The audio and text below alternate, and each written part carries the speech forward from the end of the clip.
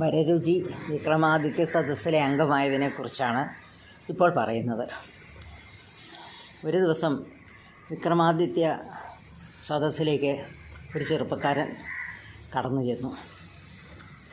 എന്നിട്ട് പറഞ്ഞു, രാജാവേ, ഈ പണ്ഡിത സദസ്സിൽ എന്നെയും കൂടെ ഉൾപ്പെടുത്തണം. അപ്പം ഇദ്ദേഹം അതിന് യോഗ്യനാണോ എന്നറിയണമല്ലോ. ഉടനെ തന്നെ രാജാവ് ചോദിച്ചു, ഭഗവത്ഗീതയിലെ ഏറ്റവും നല്ല വരികൾ ഏതാണെന്ന് ചോദിച്ചു. ഉടനെ ഉത്തരം പറഞ്ഞു, സർവധർമാൻ പരിത്യജ്യ മാമേകം ശരണം വ്രജ അഹം ത്വാ സർവപാപേഭ്യോ മോക്ഷയിഷ്യാമി മാ ശുച. അതിൻ്റെ പറയുന്നതൊന്ന് വിശദീകരിച്ച് തരണം, അർത്ഥമൊന്ന് വിശദീകരിക്കണം എന്ന് പറഞ്ഞു. ഉടനെ തന്നെ ആ കുട്ടി പറഞ്ഞു, എല്ലാ ധർമ്മങ്ങളും പരിത്യജിക്കുവാനാണ് പറയുന്നത് കൃഷ്ണൻ. ഉടനെ തന്നെ രാജാവിന് ചോദ്യം വന്നു, എല്ലാ ധർമ്മങ്ങളും പരിത്യജിച്ച് കഴിഞ്ഞു കഴിഞ്ഞാൽ രാജ്യത്ത് അരാജകത്വം ഉണ്ടാവുകയില്ലേ?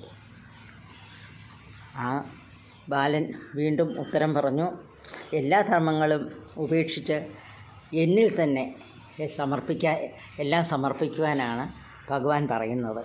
അപ്പം ഭഗവാനിലെല്ലാം സമർപ്പിച്ച് കഴിഞ്ഞു കഴിഞ്ഞാൽ നമ്മൾക്ക് പാപചിന്ത ഉണ്ടാവുകയില്ല.